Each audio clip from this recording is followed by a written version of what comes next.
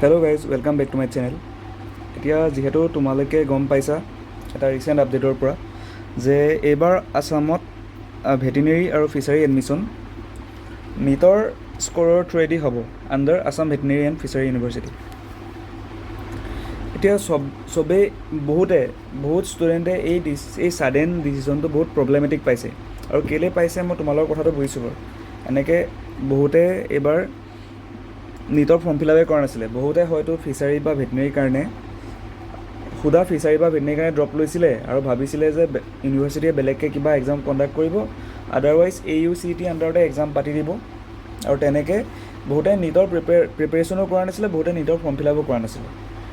সেইবিলাক ষ্টুডেণ্টৰ কাৰণে এতিয়া বহুত বহুত প্ৰব্লেম হৈ গৈছে। মই বুজিছোঁ বাৰু।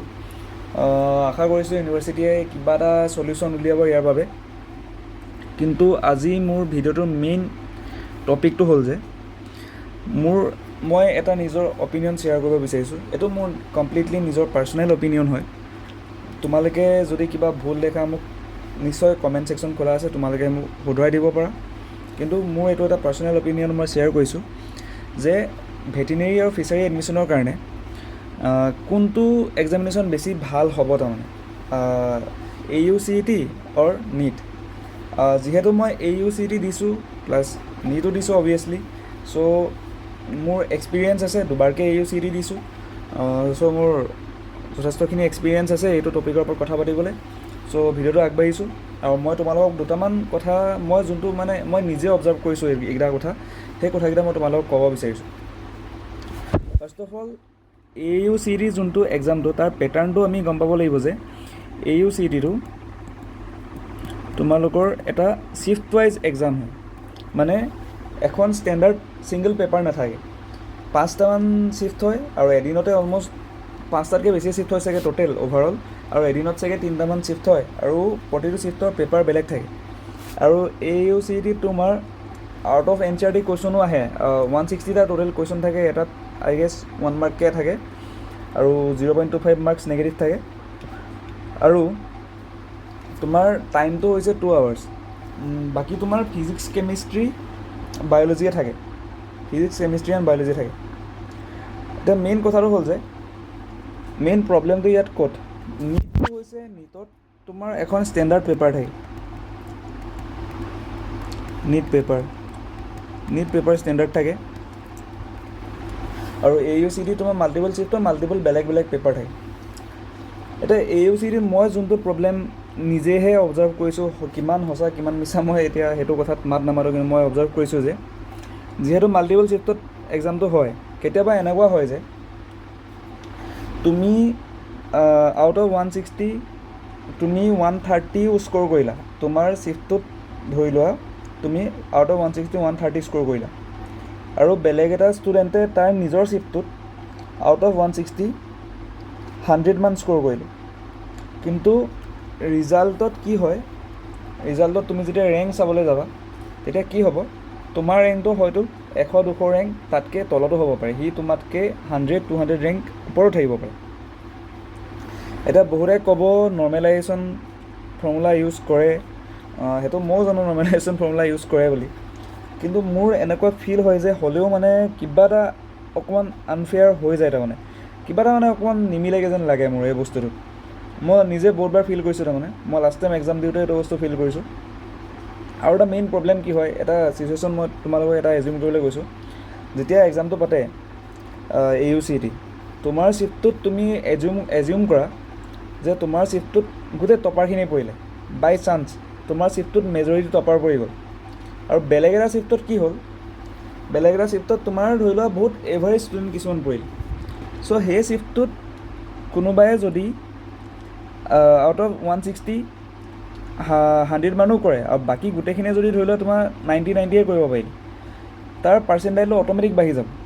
কাৰণ তাৰ শ্বিফ্টটোত তাৰমানে গোটেইখিনি এভাৰেজ ষ্টুডেণ্ট আছিলে কাৰণে সি কম স্ক'ৰ কৰিয়ে তাৰ পাৰ্চেণ্টাইল বহুত বেছি বাঢ়ি গ'ল। কিন্তু তোমাৰ শ্বিফ্টটোত যদি গোটেইখিনি টপাৰ পৰি যায় গোটেইখিনি টপাৰ নগ'লে মেজৰিটি যদি টপাৰ পৰি যায় তোমাৰ শ্বিফ্টটোত, তেতিয়া কি হয়, নীটৰ টপাৰ যদি তোমাৰ শ্বিফ্টটোত বেছিকৈ পৰি যায়, তেতিয়া কি হ'ব, তুমি যিমান স্ক'ৰ কৰিলেও সিহঁতি তোমাতকৈ বেছি স্ক'ৰ কৰিব বা তোমাৰ সমান স্ক'ৰ কৰিব আৰু তোমাৰ পাৰ্চেণ্টাইলটো নাবাঢ়িব। আৰু এই বস্তুটো নৰ্মেলাইজেশ্যন কৰিলেও মানে তোমাৰ বস্তুটো নিমিলা হৈ যায়। চ' সেইটো এটা জেনুইন মই প্ৰব্লেম বুলি ভাবোঁ। আৰু যিহেতু ষ্টেণ্ডাৰ্ড পেপাৰ নহয়, চ' সেইটো এটা প্ৰব্লেম হয় বুলি ভাবোঁ। আৰু মোৰ এনেকুৱা ফিল হয় যে লাষ্টত ইভেঞ্চুৱেলি গৈ পিনে কিবা এটাতো আপ ডাউন হয়, কিবা এটাতো নিমিলে তাৰমানে এই ইউ চি টিত ৰিজাল্ট ওলাওঁতে। সেইটো এটা কমপ্লিটলি মোৰ পাৰ্চনেল অপিনিয়ন হয়। হয়তো চবেই এগ্ৰী নকৰিবও পাৰে, হয়তো মই নিজে ভুলো হ'ব পাৰোঁ, মই মিছা কথা নকওঁ। কিন্তু নীটৰ পৰা এডমিশ্যন ল'লে কি হ'ব, নীটৰ বেনিফিট এটাই হয় যে তোমালোকে মাল্টিপল এক্সামছ দিব নালাগে ফাৰ্ষ্ট অফ অল। চ' তোমালোকৰ ৰেজিষ্ট্ৰেশ্যন ফিজৰ পইচা বাচি যাব আৰু বহুত জামালা বাচি যাব। তোমালোকে এটা ষ্টেণ্ডাৰ্ড এক্সাম দিবা যোনটোৰ পৰা তোমালোকে মাল্টিপল ব্ৰাঞ্চেছ অফ মেডিকেল ছায়েন্সত তোমালোক সোমাব পাৰিবা। ছেকেণ্ড কথা হ'ল নীটৰ পেপাৰ এখনেই হয়, এখন ষ্টেণ্ডাৰ্ড পেপাৰ, এটা ষ্টেণ্ডাৰ্ড কাট অফ ওলাব, চবৰে বেলেগ বেলেগ চিফ্ট নাথাকে, চবেই ছেইম কুৱেশ্যনেই এটেম্প কৰিব লাগিব, চবৰ কাৰণে কম্পিটিশ্যনটো ফেয়াৰ হয়, তাৰমানে ফেয়াৰ এণ্ড ইকুৱেল কম্পিটিশ্যন। আৰু ৰিজাল্টতো মানে একদম পূৰা ফেয়াৰ ৰিজাল্ট হ'ব, কোনো আপ ডাউন নাই, তাৰমানে পাৰ্চেণ্টাইল ছিষ্টেম নাই, একদম পূৰা প্ৰপাৰ ফেয়াৰ ৰিজাল্ট হ'ব। আৰু নীটটো যিহেতু গম পাইছে এটা ষ্টেণ্ডাৰ্ড হয়, চ' চবেই নীটৰ কাৰণে প্ৰিপেয়াৰ কৰে আৰু নীটৰ পৰা কৰিলে সুবিধা হ'ব, মই সেইবুলিয়ে ভাবোঁ। বাকী ইউনিভাৰ্চিটিয়ে মই আশা কৰিছোঁ, মই ইউনিভাৰ্চিটিৰ এডমিনিষ্ট্ৰেশ্যনক নিজৰ ফালৰ পৰা ৰিকুৱেষ্টো কৰিছোঁ যে আপোনালোকে প্লিজ ষ্টুডেণ্টখিনিৰ কথা অলপ চাই কিবা এটা যদি চলিউশ্যন উলিয়াব পাৰে, প্লিজ আপোনালোকে তাৰ বাবে লুক ফৰৱাৰ্ড কৰিব। বাকী তোমালোকে এতিয়া এনেকৈ কিবা ডিচিশ্যন ওলাব বুলি ৰখি নাথাকিবা, টাইম ৱেষ্ট নকৰিবা। তোমালোকক মই এটাই কথা ছাজেষ্ট কৰিম, তোমালোকে বৰ্তমান ভালকৈ পঢ়া, যিমান টাইম আছে এইকেইদিনতো তোমালোকে বায়'লজিখন আৰু কেমিষ্ট্ৰিখন যিমান পাৰা সিমানটো ফ'কাছ কৰা। আৰু এতিয়া তোমালোকে যিখিনি বস্তু উইক আছে বা যিখিনি বস্তু তোমালোকে এতিয়ালৈকে আজিলৈকে টাচ কৰা নাই, সেইবিলাক বস্তু এই এণ্ড মমেণ্টত তোমালোকে পঢ়িবলৈ চেষ্টা নকৰিবা, কাৰণ পাছত গৈ পিনে তোমালোকৰ সেইবিলাক এতিয়া এনেও মনত নৰয়। চ' যি পঢ়িলা সেইখিনি ভালকৈ আকৌ ৰিভাইজ কৰা, মেইনলি বায়'ত ফ'কাছ কৰা। বায়'টো যদি বহুত 360 ভিতৰত যদি তোমালোকে 340 মান যদি আনিব পাৰা ন, আৰু তাৰপিছত কেমিষ্ট্ৰিত যদি অলপমান দিব পাৰা, তেতিয়াও তোমালোকৰ বহুত ৰিজাল্ট ভাল হ'ব। আৰু মই ভাবিছোঁ যিহেতু তোমালোকে ভেটেনেৰি পাম বুলি আশা কৰি আছিলা, চ' তোমালোকে একো নপঢ়িলেও এটলিষ্ট বায়'লজিটো তোমালোকে প্ৰিপেয়াৰ কৰিছা, চ' বায়'লজিখন এটলিষ্ট ভালকৈ ৰিভাইজ কৰা যিমান পাৰা, ইয়াত দিম। বাকী সিমানেই আছিলে এইটো ভিডিঅ'ত। আশা কৰিছোঁ ভিডিঅ'টো তোমালোকে চালা, আৰু তোমালোকৰ যদি কিবা অপিনিয়ন আছে তোমালোকে কমেণ্ট ছেকশ্যনত জনাব পাৰা। আৰু মই আকৌ এবাৰ ডিছক্লেইমাৰ দি দিছোঁ, এইটো কোনো ফেক বুলি নকওঁ, এইটো জাষ্ট মোৰ পাৰ্চনেল অপিনিয়ন হয়, যোনটো ভুলো হ'ব পাৰে।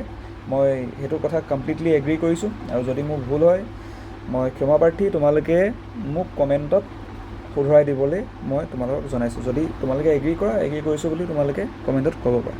ঠিক আছে, থেংক ইউ, বাই বাই।